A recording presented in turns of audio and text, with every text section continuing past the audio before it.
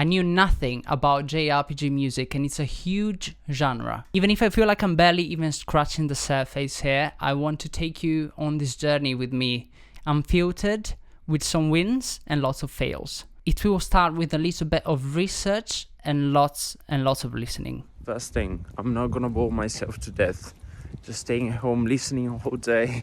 So I'm just gonna go for a walk, grab a coffee, enjoy myself. Also, some of these soundtracks are super long. Some of them could be like 3 hours long.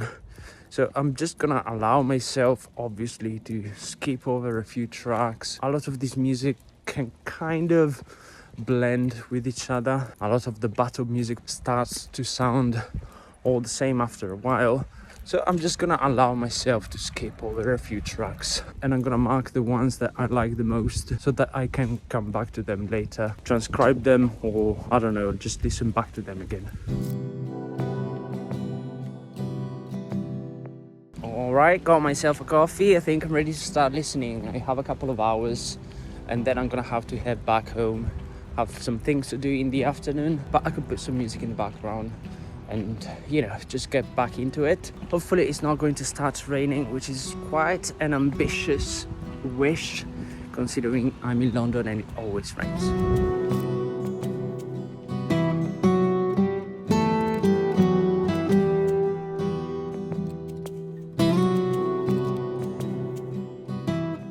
I decided to start with the Final Fantasy VII remake soundtrack, since, you know, this is a game I'm currently playing.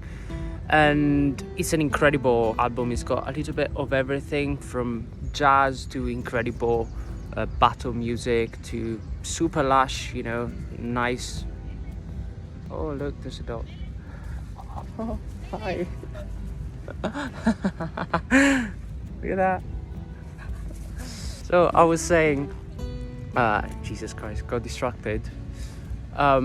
It's an incredible album, and it's got a little bit of everything from jazz to super lush music to incredible battle music. At this stage, I just want to get an overall idea of what the music sounds like and some of the devices, you know, that the composers are using. For example, how much space there is in the music, what kind of instruments the composers are using, you know, that kind of thing. Something I'm learning straight away is that a lot of the battle music tends to have this, you know, pedal tones and ostinatos and, you know, percussion beds with a little bit of synth, and it's not afraid to develop over a longer period of time. Some of these tracks can be like 6-7 minutes long, so pretty long tracks. All right, I'm gonna get back into listening now. I just wanted to point these things out for myself before I forget. I think I'm about done with this album, and it was great. It was a great experience. I'm heading back home right now. I'm gonna grab some lunch. I have quite a few things to do in the afternoon, but I can put some music in the background and keep listening.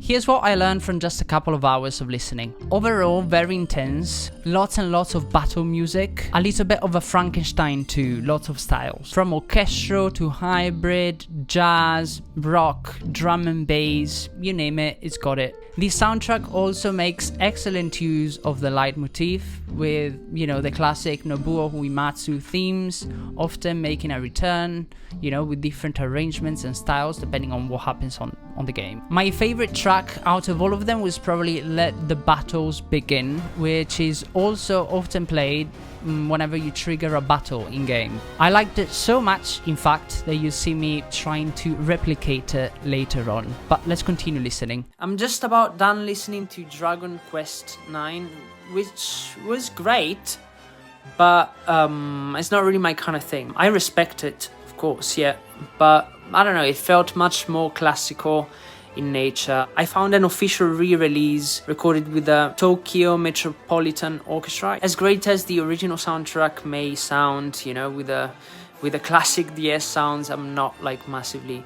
interested in those. So I think I'm ready to move on to something else. I haven't quite made up my mind yet in what is going to be. In the end, I decided to go with the Octopath Traveler soundtrack, and I must say I enjoyed it much more than anything else I've listened to today. Maybe it's just because I'm tired, and this was quite a bit less intense than, you know, the Final Fantasy VII soundtrack, which is fantastic, but it's also quite a lot to take in, you know. This was a much simpler listening experience, you know. A lot of these pieces of music were a bit more on the relaxing kind of side, and quite a bit more consistent with each other. Also, the soundtrack as a whole is not quite as long as, you know, the Final Fantasy VII soundtrack. So yeah, that made it so that it was quite a bit simpler for me to listen to it. I think I'm gonna take a break for now. I'm quite tired, actually. I did not anticipate, you know, just listening to music being this tired, but you know, it's been a long day, so I think I'm gonna get back into listening tomorrow after taking a break for the evening. This one felt immediately much less intimidating, you know, with simpler, much more melodic tunes. Tracks are also a bit shorter, and you can often find the loop point around the middle. I will actually realize this is quite important a bit further down the line, so there's gonna be more of that. But yeah, what stuck with me more than anything else were the beautiful acoustic guitars, you know, the pianos and plaques, woodwinds often taking the lead, and the percussion beds to keep up the momentum. There's also quite a bit of overlap with the other soundtracks I've already listened so far in the overall aesthetic, with the punchy studio sound, the smaller ensemble of instruments, the pop-like structures, the instrumentation choices, and the harmony, of course. So let's continue. Today has been absolutely horrible outside. It's been raining all day. What I think I'm gonna be doing is a bit of transcribing. You know, I planned on doing this further down the line, but I figure, you know, since it's a horrible day, I might as well get a head start. Okay, so first thing, I've been dying to figure out this really cool ostinato since I heard it.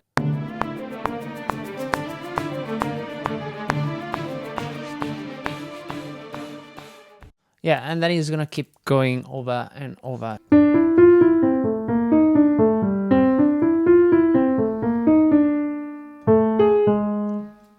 Really cool.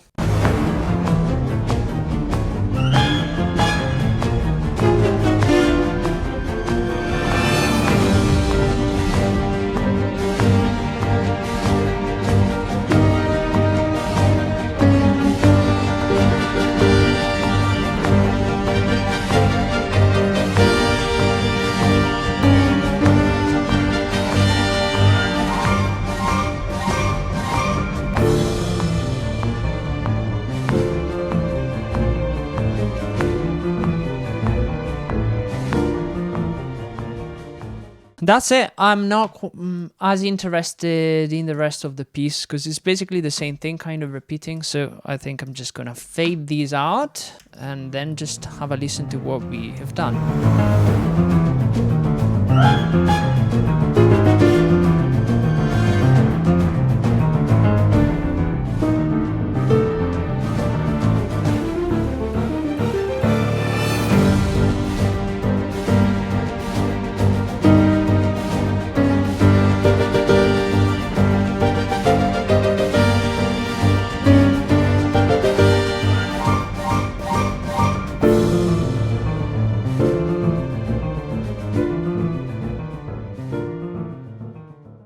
That's basically the foundation of this piece. There's more, obviously, with the orchestration, the percussion, etc. But yeah, but that's what this piece is about, really. You know, the ostinato and some of the upper flourishes and stuff. So let's move on to the next one. Now, the second one I really wanted to figure out was the one I said was, you know, one of my favorites. So it's in F minor.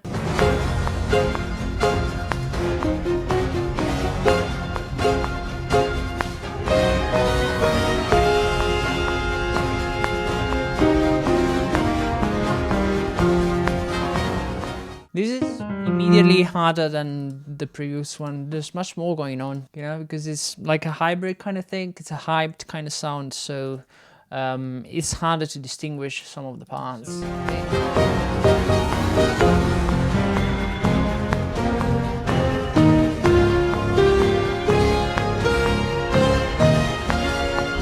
I don't know what that chord is. Let's figure it out. Yeah. Oh, the Francione is going down there.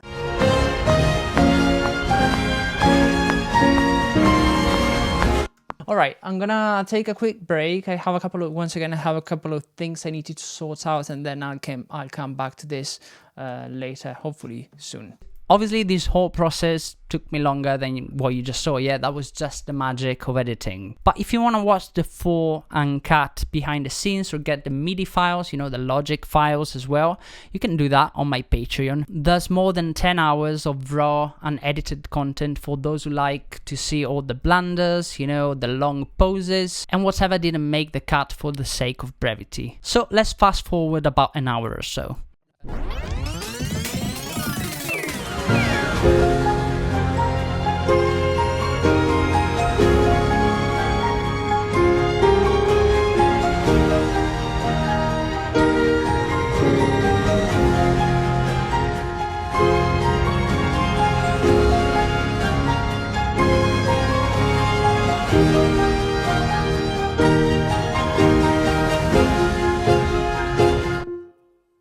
Yeah, except we don't need this. Okay, I think we're done.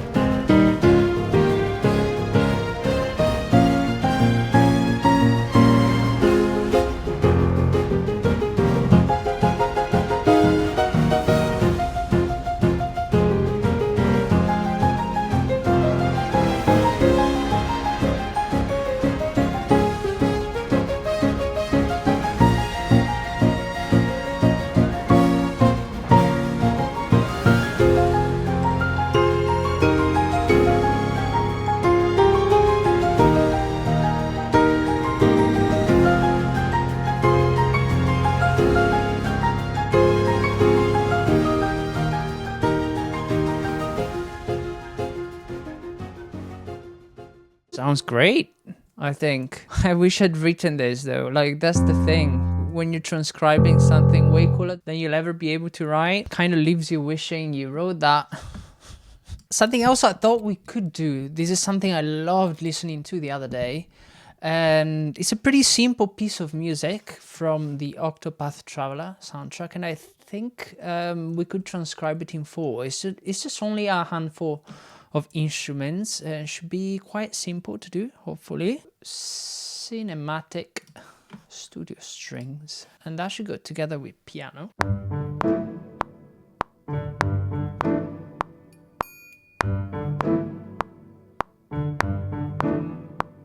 And then it should do the same thing in F.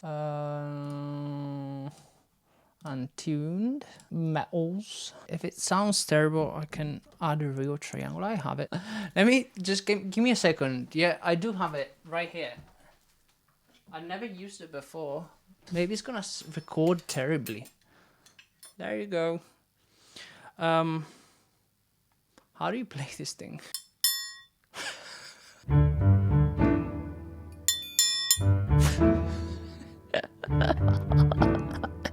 Oh no. That's really bad, isn't it? It's the easiest thing in the world. You can't mess it up. I'm just literally playing a triangle. How can I mess this up? Composer my ass. Where does it go though?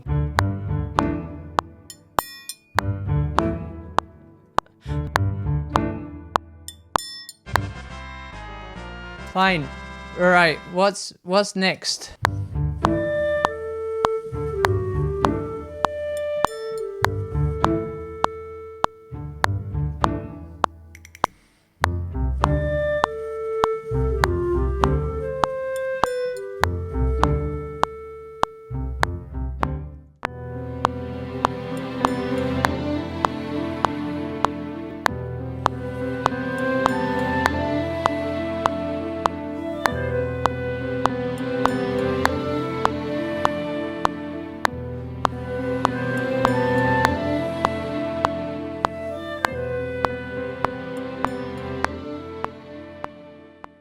I think this is an interesting, case. And it says something about, the kind of music we tend to write with those, which tends to be much more bombastic and much more complex than this, generally speaking. And I think one of the reasons is that it hides it. It hides the fact that we're using samples, it kind of makes samples sound better, because when there's a lot going on, obviously it's harder to tell that samples are failing. But when you have fewer parts like we do here, obviously, like, this is when everything kind of falls apart. I'm done ranting, I swear. Like, I don't know why I'm getting upset over something this stupid. It's fine. I think I'm upset because the original is so simple yet so beautiful, and I can't quite do it. It's probably just my fault, yeah. It's not the sample's fault, Maybe that's why I'm upset. Okay, fine. I think we're done with it. That was not fun. I don't know why. I thought it would be a lot of fun to try and recreate this. I did not have a good time. Let's have a listen.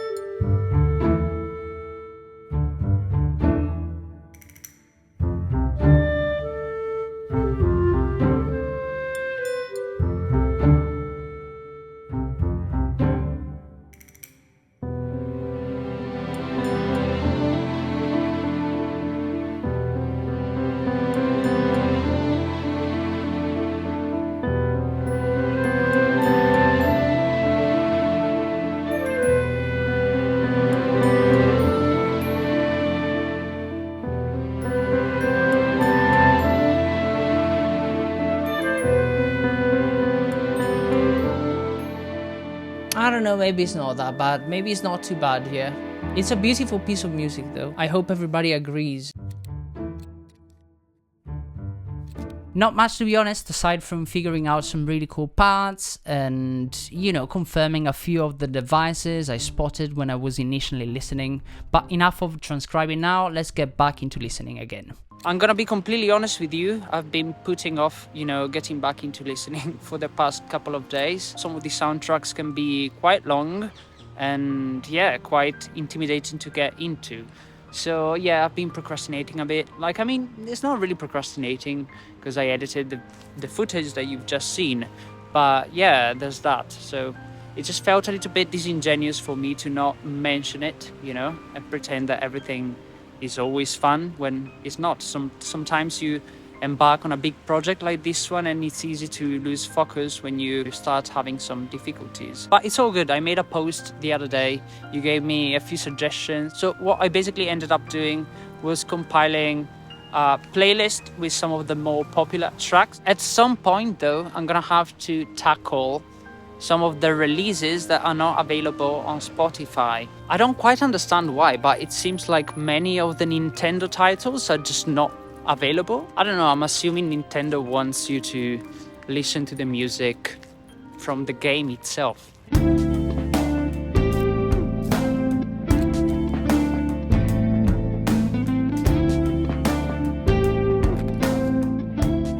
Just a few tracks in the Persona 5 OST. I had no idea I was gonna get into such a fun album. It kind of feels like listening to Incognito, if you know the band. It's so different from anything else I've listened to up until now. There have been a few tracks in that kind of style, but this soundtrack as a whole seems to be acid jazz, fusion oriented. It's a lot of fun, it's great. I'm enjoying it a lot. I think I'm gonna call it today. I just finished listening to the Kingdom Hearts soundtrack, which I played as a kid, but I could not recall any single track. I don't know. It was lovely though. I really enjoyed it. I also listened to a few tracks from the Monster Hunter soundtracks as well, which is not strictly a JRPG, but I don't know. it's an amazing soundtrack, so I just thought I would throw it in there just to get in the mood. So yeah, that's it for now. I'll see you tomorrow. At this point I felt like I had at least a basic understanding of the genre, so I wanted to try and compose something myself. But if I'm completely honest with you, I think I jumped into composing a little bit early just because I dreaded, going back to listening to more music. You know what? Fuck it, I'm doing this. It was so much fun listening to the Persona album the other day, and I wanna try and recreate something in that vein. As a starting point, I've already texted a friend of mine who posted this kind of groove on the drums the other day, and I think I'm gonna use that as a bass. He gave me his consent, so it's all good. This man is a beast of a drummer. His name is Ollie Dixon. We're friends, we played many gigs together. I'm gonna share all his socials. You should definitely hire him for session work if you're looking for somebody to play drums. I'm gonna go with first ideas only because I don't wanna spend forever on this. We're just gonna record a few instruments, some guitars, some bass, like a Fender Rhodes, and a little bit of percussion, and then we're gonna call it a day.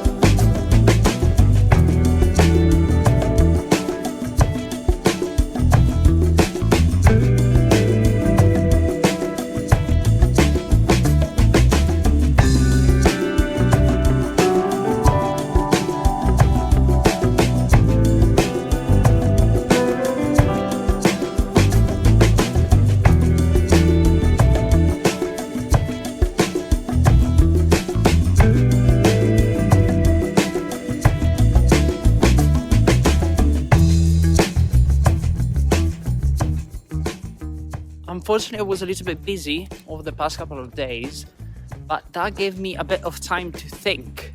And something I would really love to do is try and recreate one of those chill, tracks with acoustic guitars and simple melodies, What I'm loving about this project is the fact that I don't have to be at home. So I took my acoustic guitar with me and I'm heading to a park and see if I can come up with something.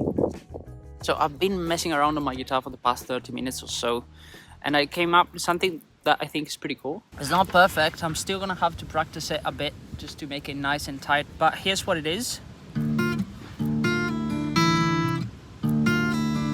Yeah, you see I'm struggling.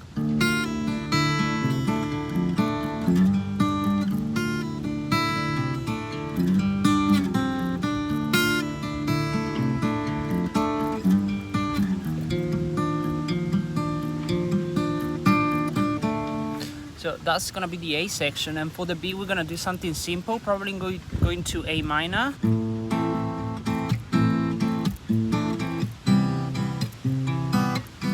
Something like that, nice and simple. And I had a couple of ideas for melodies as well. Maybe something like this, starting on beat 2. And that's gonna repeat over and over. And for the A, I don't know, that's gonna be trickier to say because the arpeggio is quite intricate, but this was my idea.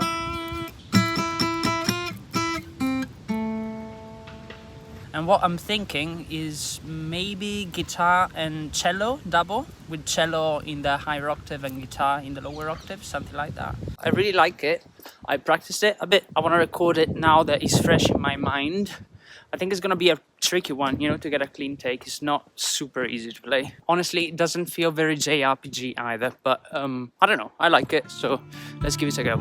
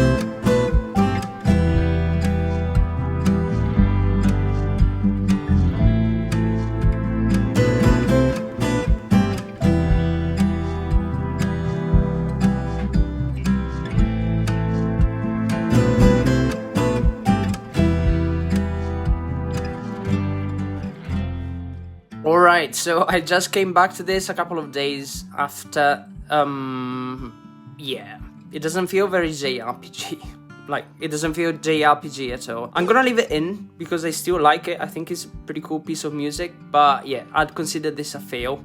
I think I have to get back into listening a little bit, and I'm realizing I haven't really done anything orchestral, so we should probably be doing a little bit of that too.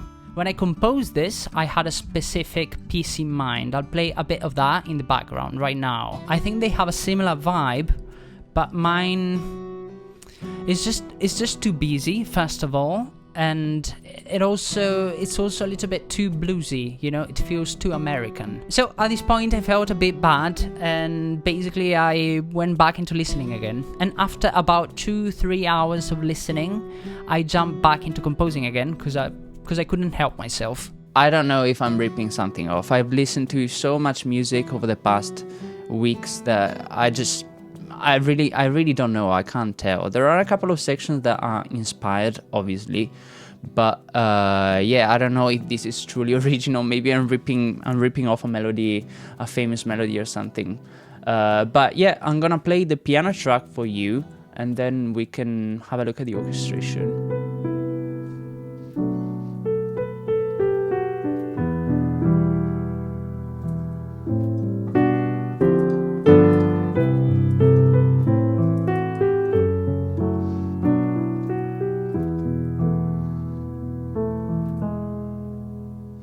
And basically from here, from this E major, we do a 5-to-1 cadence, and we modulate to the key of A minor for the B section.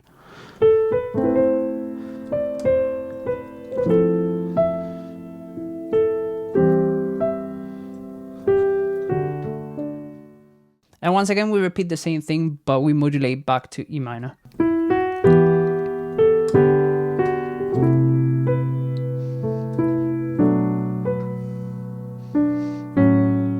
Something I should mention is that a lot of this music seems to be inspired by jazz, right? It's not purely jazz. You'll see that a lot of the harmonic language I'm using kind of makes use of extended chords. Something I noticed across many tracks is that a lot of the melodies start on the major seventh, right? So that's precisely what I'm doing. 2-5-1s, like what we're doing over here.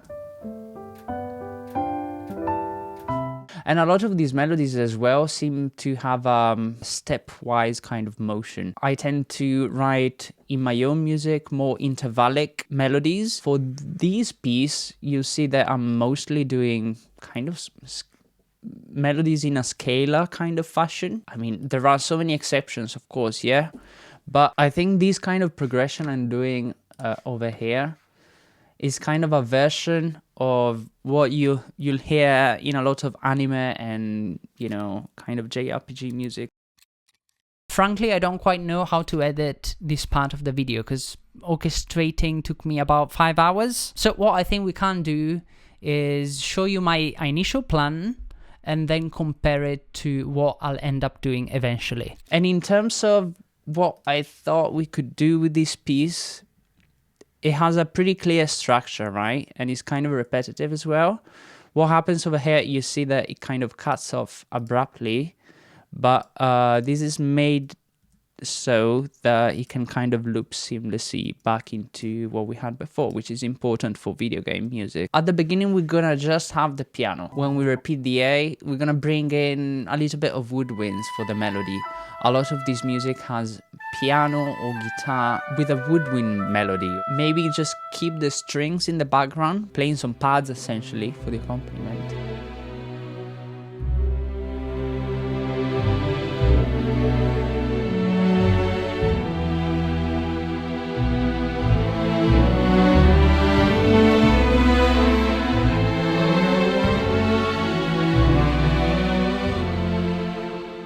And what happens over here, maybe we could do like a build up, because what happens right after is basically the B section. So for the climax, maybe just strings and woodwinds in octaves, I don't know.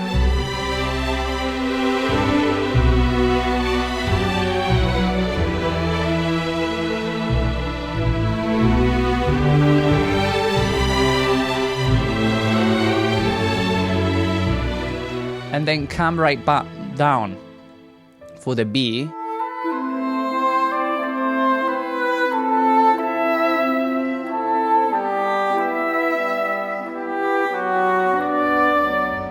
You see, I'm playing octaves in the piano. That should probably be another second climax, but a little bit quieter than the previous one. And right here, just kind of fade back down. Maybe just go back to only piano. We'll see how all that works, but we could use that as a starting point.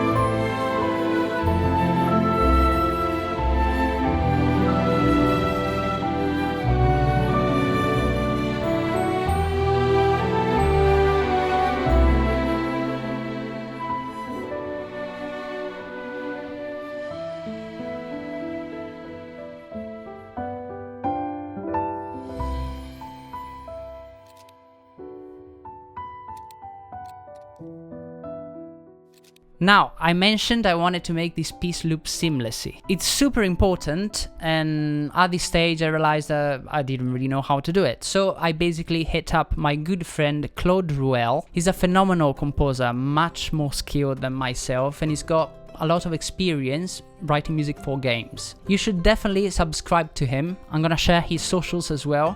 But yeah, we basically ended up chatting for about an hour or so. I've noticed a lot of these soundtracks have a very specific loop point, right? But some of the retro ones, they loop in like unexpected ways. So I've been wondering how like you handle something like that. Yeah, I mean that's the kind of thing that I thought a lot about it, and it's a bit difficult because you cannot loop. I mean, I can show you some examples of stuff I've done, but it's the instinct is to want to loop at the end of a section. Right? Let's say you have a simple structure with a song, very short song, A and B section. The idea is to, oh, well, at the end of the B section, since I'm going to go back to the A section, I'm going to do my looping point here. Yeah. But that doesn't always work because in music, when you go back to the A, you don't just like cut to the A. You'll have some sort of, you always have a transitional thing.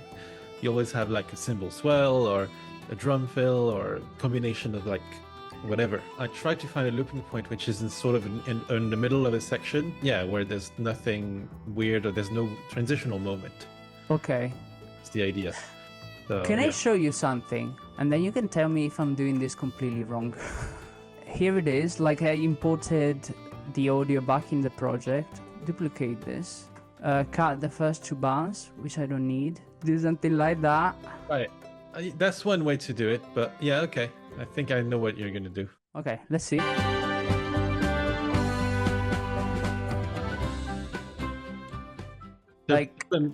So this works.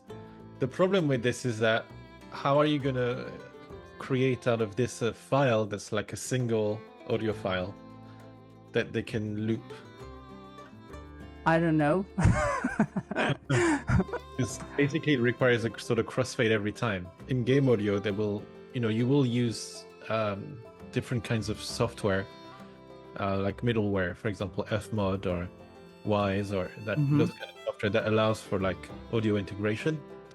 And you can do those things. You can import your audio files in there and do things like crossfades and all those kind of things, and that's fine. And you can do it that way. Okay. The problem is, well, it's not a problem, but it's if you want to make it easy for the developers, let's say you're just making the music and you want to give them something, oh yeah, just take this and you just loop it and it's done. I can show you a track. I'll show you the song I sent you the other day. Okay, that's the A section.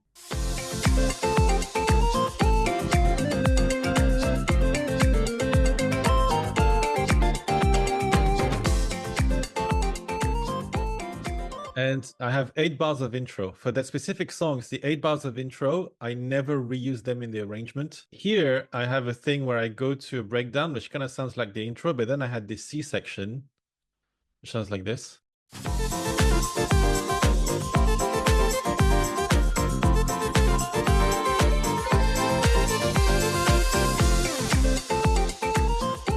Ah, I see what you're doing. So basically, you copied the first A and then you're looping back into the repetition of the A.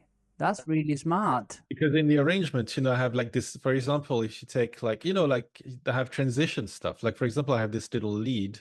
Yeah. Because you don't have the lead on the A the first time you hear it. So basically, whenever you repeat the A, you compose it a little bit differently so that it doesn't sound like it's a loop. Yes, exactly. At least the transition into the A. And then where I'm going to do my loop is usually I'll find a point, maybe halfway through the A. Cell here would be a good point. So 2 bars into it. So.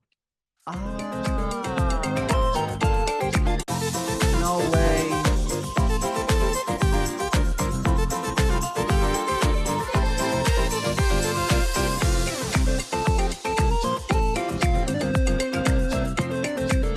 I have a little drum problem, so I'll have to fix it because I have like if you have like a legato line or something, you kind of need to find a point where it doesn't overlap, otherwise it's just gonna sound. Yeah. Also, it's with quantization and those kind of things. I was gonna ask you, yeah. Oh yeah, that was smooth. Yeah. Well, but that like obviously only works if you have the A repeated 2 times, I suppose. I would basically compose my music with the A repeated at the end. So Okay. Part of the composition process. How did you figure all this stuff out? I figured out when I was at the Monster Hunter Rise session. Okay. So with the guys from Capcom. If something has to be adaptive, right? That means that it would kind of add or remove different parts of the arrangement depending on what happens on the game. Is that right? Different ways to do it. There's different ways to do it, but that could be a way. And so basically I provide the split tracks as well. Mm-hmm. And so then with the split tracks, they can do whatever. What's scary is that they can also mess up the song. Yeah, that's the thing. But sometimes they might ask you for like 3 different layers, 3 different levels of intensity or that kind of thing. But how does it work? Like, do they all play simultaneously and then like whatever happens in game kind of triggers a different stem? That's the idea. Sometimes they do 2 exports of the same song. So there was a song in the Mario game where basically when you get a bonus, it's pretty much the same song, but they add like more percussion and more vocals. The way they've done it is they actually, weirdly enough, have 2 audio files. One of the song with the extra stems and one of the song without, and the crossfade between those 2. And also maybe the reason why you'd want to do this is that way you have control over the mix of both versions, right? But yeah, and other games, they do things very different. Like if you take the Red Dead Redemption games, they work with stems, they have stems, but that are all in the same key. They composed and exported everything in the key of A minor. No way, that's crazy. All the stems are like, little guitar licks and little there could be like a little banjo lick, or a little, like all those Western sounds, like a little ocarina lick or a little harmonica lick, and they would be triggered by the engine at random places. I kind of tried and imitate something like this when I did my time at Sandrock, with like little fragments. I didn't have them randomly triggered, but I had like little extra segments that would play when you get out of the village, of the main area of the game. It didn't work out the way we exactly wanted to in the end, I would say, because there was I think there's a big contrast between how busy the music in the village is and how sparse the music outside of it is. Okay.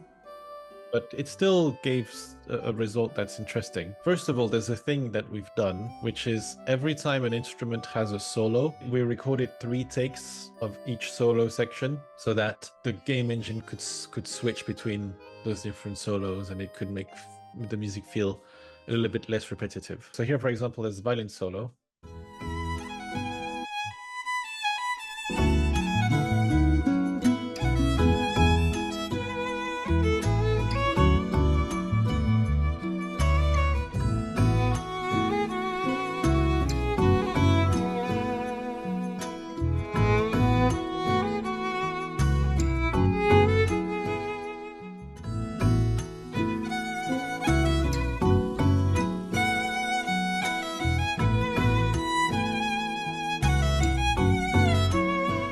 And so then we've got this second layer. So it's like a cool little chill track.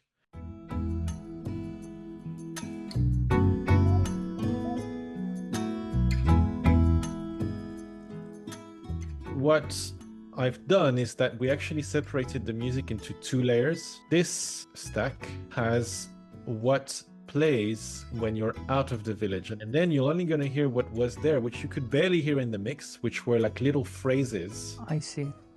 Ocarinas and rain stick and like a little guitar. There's no music, and every now and then you'll have those phrases. So this will keep playing, right? So every now and then you'll have this.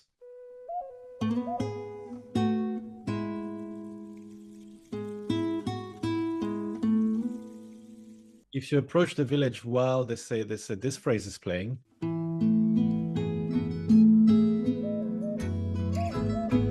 the idea is that it should kind of work.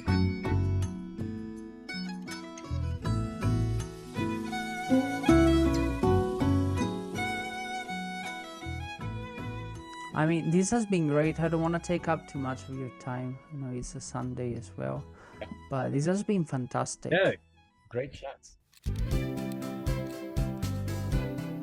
I played the shit out of these games. It just felt a bit wrong to make a video on JRPG and not even mention Pokemon, you know? Just to spice things up a bit, I just picked one of my favorite themes from Gen 2 and tried to rearrange it with a more modern touch. This was deceivingly hard to make, you know? I thought it was gonna be easy, but I quickly realized, you know, it was gonna take too long just to record myself in a similar fashion like I did before. But what we can do today is I can walk you through what I did, compare a few of the parts of my own arrangement with the original. So let me just play you a little bit of the original, yeah? I think probably many of you will be familiar with it.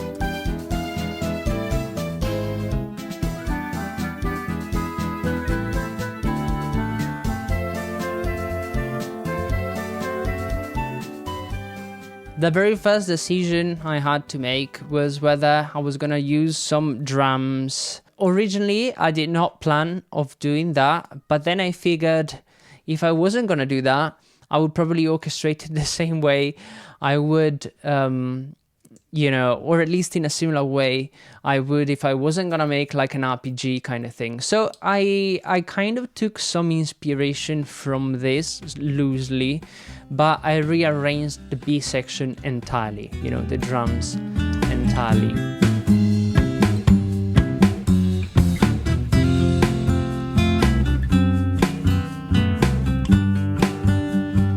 If I put it in context,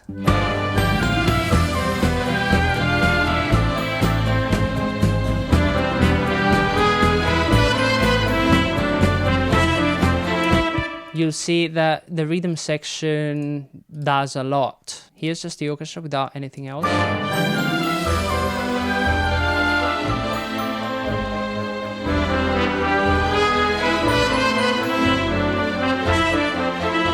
Which is great, but has a more Disney-like kind of feel, and we're not after that at all. I decided to go for it not only because it's in the reference, I should say, but also because I've been listening to quite a bit of the Xenoblade Chronicles soundtrack as well.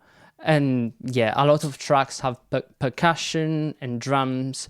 So yeah, I just thought it would be fitting to do something like this. Generally speaking, what I wanted to do with this arrangement was kind of be faithful to the original, but also just kind of give it a more modern JRPG touch. I said before that this arrangement was difficult to do. I mean, this is not necessarily like a complex kind of piece, but there are a couple of moments that make it difficult to arrange. For example, you know, right on the second bar, we've got this chord, which sounds fine on the original, right? We've got a G in the melody, but in the left hand, so in the harmony, we've got an E major, which basically makes a minor second clash. This chord is a 7#9, which is a common chord. Is not something groundbreaking by any means, but obviously having something like this kind of makes it so that, you know, you have to arrange it in a specific way, just so that the clash doesn't sound too ugly. It's not meant to sound ugly, of course. And if you put the two notes too close together, obviously it's gonna sound like a cluster, more so than, you know, having the sharp ninth on top of that chord. And in terms of melodic instruments, I ended up with the flute and oboe, which kind of sounds similar to what we have in the original.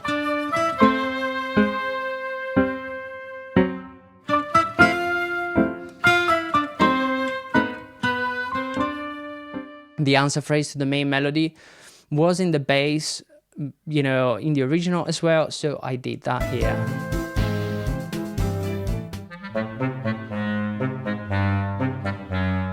There are so many different parts. There's some sort of arpeggio kind of thing, which I'm using as well, but a little bit more loosely.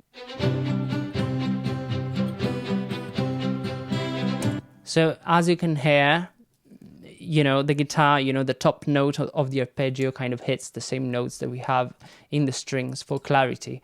While in the original, we kind of have a counter line right at the beginning as well. So in the harp, I think, were some kind of plucked instruments. Let's have a listen.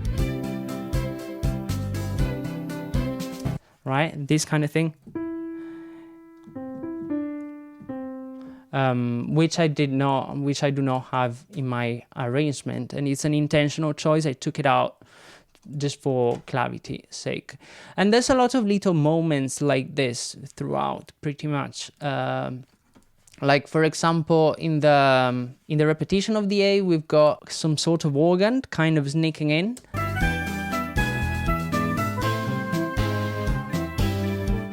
You hear it? This kind of thing.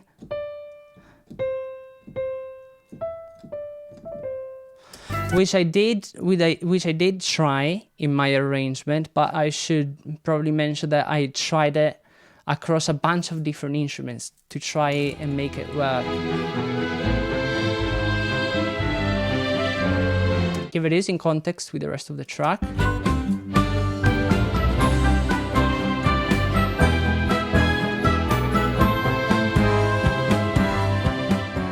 I mean, it's beautiful part writing, but it's not easy to kind of arrange these parts and make them stand out when you have so many different things going on. Also, if you want to do things that are realistic, you should also consider how many parts you have going on at the same time.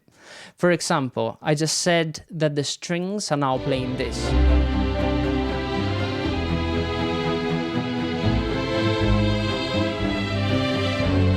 Right, this organy kind of part of the top but the strings before were busy playing the rhythm. That kind of makes it so now that if we don't replace that part with somebody else, it's just gonna sound like there's something missing.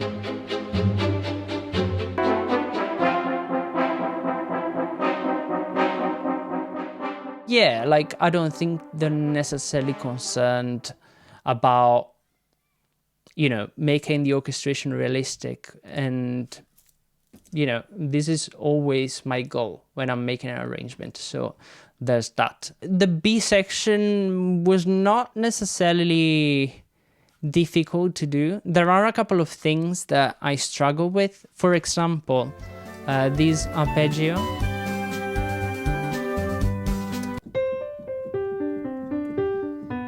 And I do have it in my arrangement as well, but you see that it kind of gets lost. You can barely hear it. And there's a lot of instruments actually playing it. We've got that in the flutes and the oboes and the clarinets as well. But we also have it on guitar, I think, probably. I put it on the piano as well, and harp, I think. You see, like I did try to kind of double it many times just to kind of make it stand out a little bit more, but it still gets lost. And that's precisely the thing I was talking about before. You know, that's one of the limitations. You've got so many instruments playing, and we've got conflicting registers as well. So it is what it is. I tried my best to be faithful to it. Sometimes you fail. Something else I wanted to mention is that I changed the rhythm section here. You'll hear that the drums are going double time, right? With the snare on basically every beat, while in the original kind of stays, you know, plays a similar pattern to whatever they had before. If not exactly the same pattern. Otherwise, this is pretty much everything. You'll see that basically with my whole philosophy behind this arrangement was partially trying to stay true to it, but also applying some of the things that I've learned from listening, you know, trying to use some woodwinds for the melody on the A's. Just give it a little bit of development on the second time, you know, the second time the A repeats. And on the B section, just kind of having a more lush, you know, moment with strings kind of taking over a little bit, you know, with small legato-ish lines, and use a little bit of the counterpoint as we described, and percussion in general, or the rhythm section in this case, to kind of carry, you know, the piece forward.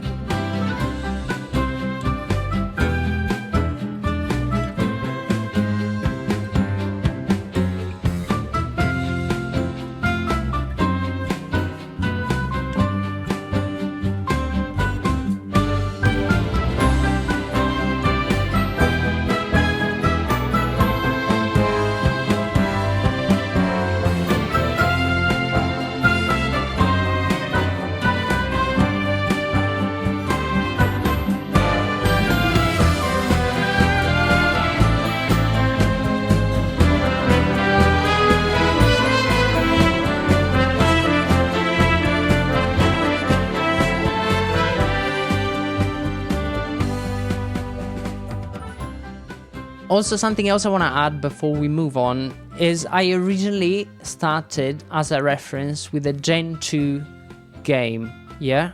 You know, the Gen 2 soundtrack, but then I quickly realized that I was getting in trouble, so I switched to the more recent version. And I think the Gen 2 version suffers a bit from some of the things that I mentioned before, right? Like some of the harmonic language and some of the fighting clashes, you know, between the melody notes and whatever you have in the harmony. You kind of have that, you know, in the Gen 2 a little bit. And the reason why I'm saying this is because I realized they changed some of the chords slightly ever so slightly. For example, that second chord, the E7 sharp 9 I mentioned before, was a different chord in the original. I could have stopped here, of course, yeah, and I should have, maybe. But at this point, I felt quite a bit unsatisfied. I felt like I was barely even scratching the surface, and I just couldn't stop. In between all of the segments you've just seen, I've listened to more music and I found myself really enjoying the more fast-paced tracks from some of the Xenoblade Chronicles soundtracks. And yeah, without anything specific in mind, I just wanted to try something different.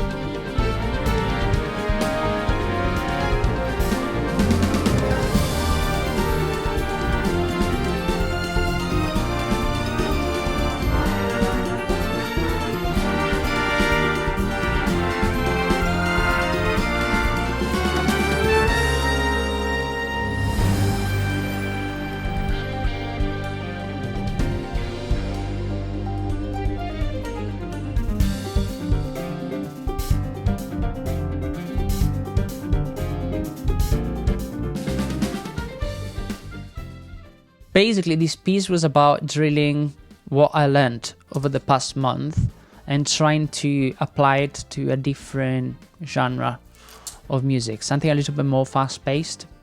I've been quite impressed with some of the Xenoblade Chronicles soundtracks, and I wanted to try and recreate something that has a similar kind of mood. Obviously, the soundtrack as a whole has lots of different genres and styles, but this is what stuck with me, the more progressive rock inspired tracks, and those tracks with a more fusiony kind of feel. So basically that's what I'm doing, right? I'm combining different genres of music to give it a more fusiony kind of feel. We basically have a Latin section for the B, which I'm not particularly happy about. The way I originally envisioned it was a lot more heavy, than it turned out to be.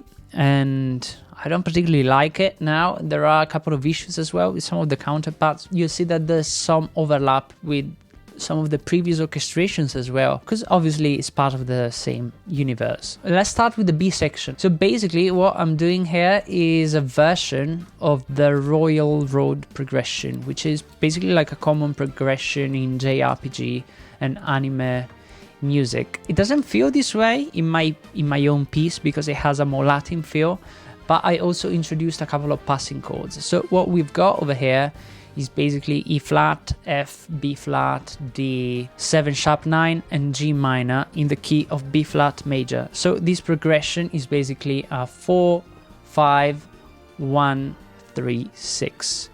And this is a passing chord, yeah? The B flat is not something that you generally get in the Royal Road progression. I wanted to change it a little bit, spice it up a bit, because I don't know, I think this progression to me has a bit of a J-pop feel, and I didn't want my music to sound like that, so I changed it a bit. But also on chord 6, we've got the walking bass that leads us back into E flat major. This little phrase I just played does not work particularly well in the context of the music. The descending line is fine, but this rhythm kind of gets in the way of the melody a bit, and I did not notice it until much later when I already recorded some of the audio. I noticed it much later because I started by kind of laying down all of the rhythm parts first, and I basically left the melodies last, which was a huge mistake, obviously. I usually just do it on the other way around. I usually start with the melodies and then lay down all the rest, because the melody is the more important thing. So basically, after I was done recording the rhythm section, it sounded like this, and it sounded fine.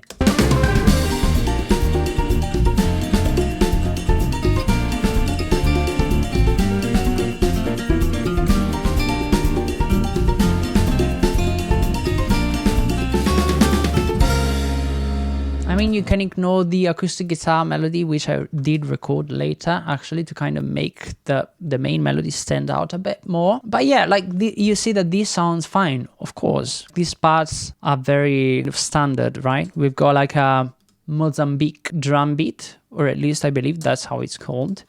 We've got a shaker, we've got a triangle, we've got some congas, which are also kind of meant to go together with the drums. So here's how they sound like together.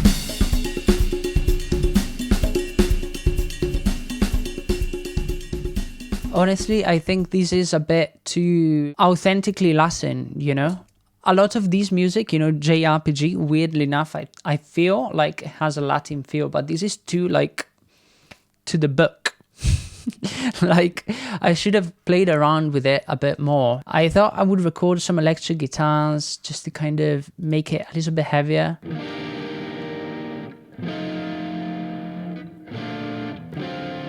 But it doesn't quite work that way, you know?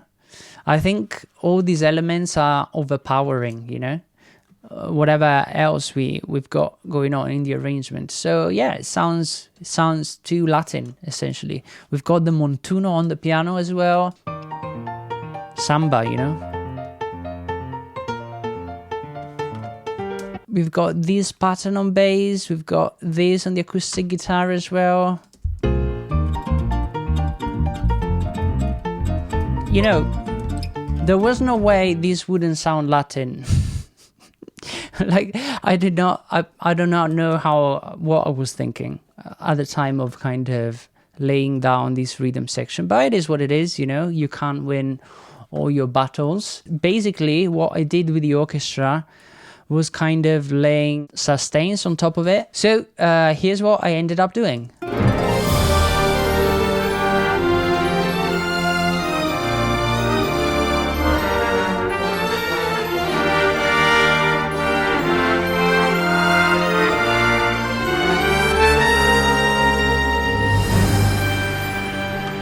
So some melody on strings and woodwinds, and the brass doing the accompaniment. I was really happy with the brass, actually.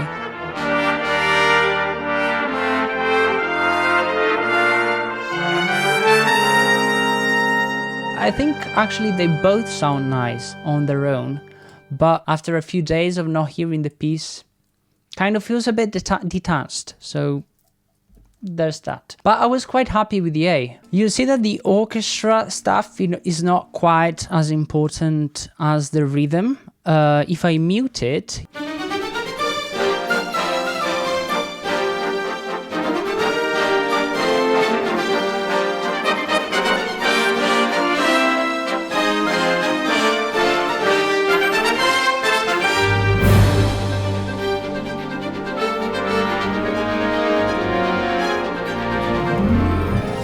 once again, it sounds nice. It just provides a little bit of extra color.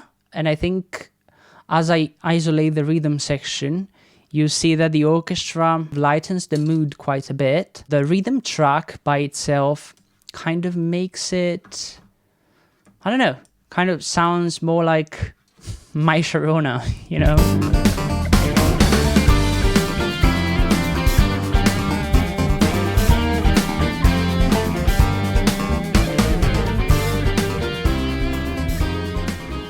So we've got a combination of things. Drums, of course. I spent forever on the drums. We've got like a clavinet.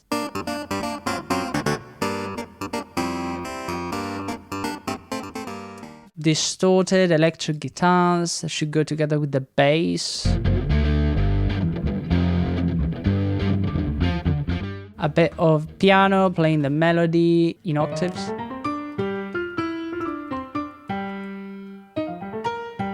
that's it, really. I spent forever on these drum fill, actually. Of course, goes without saying, we've got the melody on strings and woodwinds and electric guitars as well. Let me play those.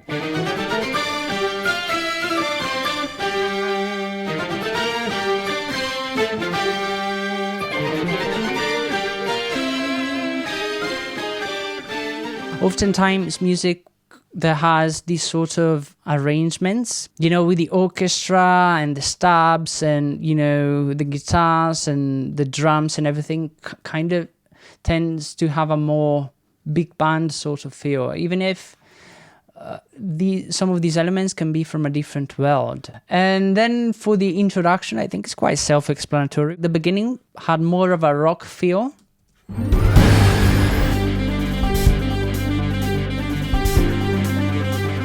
With most of the parts in the rhythm track, right? But now I kind of swapped things around when I repeat it. So if I mute the rhythm track, you see the ostinato goes to strings and woods, essentially. I do still have it on guitar as well, but I double it on strings and woods to give it more of an orchestral kind of feel.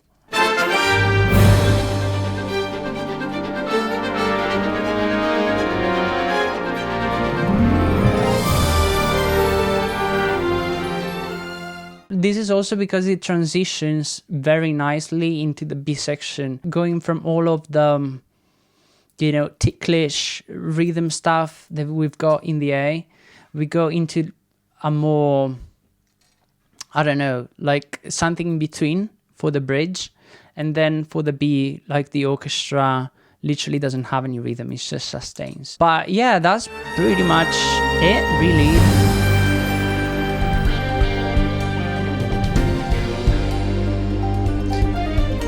I'm realizing now this guitar lick is quite, it's probably like one note away from I Shot the Sheriff. Yeah. Why? Well, I don't know. I don't know why I did that. I think that's basically it. I know this is a bit of a shorter walkthrough, but I don't really know what else to say. Except I do know what to say. And it's something I wish I didn't have to be completely honest with you. But for the sake of transparency, I'm going to tell you this little story. So basically, yesterday, I was listening to more music since I clearly do not know when to say stop, even if I'm considering this project to be done. And I came across this, which is obviously awfully close to what I just showed you. There's no denying that. But the worst part about it is the fact that I don't know whether I came out with it or not. You know, over the past month or so, I listened to so much shit. I honestly cannot remember whether I came across this before it or not. I was already familiar with the channel, you know, Claude recommended it to me, but I do not know if I listened to this piece of music before. Which sucks, obviously, because even if it's just quite literally one bar of music, if this was meant to be for a professional project, it would be quite enough to make me want to pull it. So yeah, it sucks. He makes such a fuss out of everything. It's fine. Honestly, I'm fine. Lots to learn still, and that's okay. You know, it's okay to fail. It's okay to get upset, feel vulnerable, make mistakes. That's how you know you're learning. I once heard a quote that I really love, and I find it helps me in moments like that. Be brave enough to be bad at something new. So yeah, it's been quite a journey. I hope you enjoyed it as much as I did. Special thanks to my patrons, of course, who make all this possible. If you like this video, you'll probably enjoy watching this other one of mine, where I try to figure out the piece that changed my life. It's from the Final Fantasy X soundtrack, and it's the reason why I'm a composer today.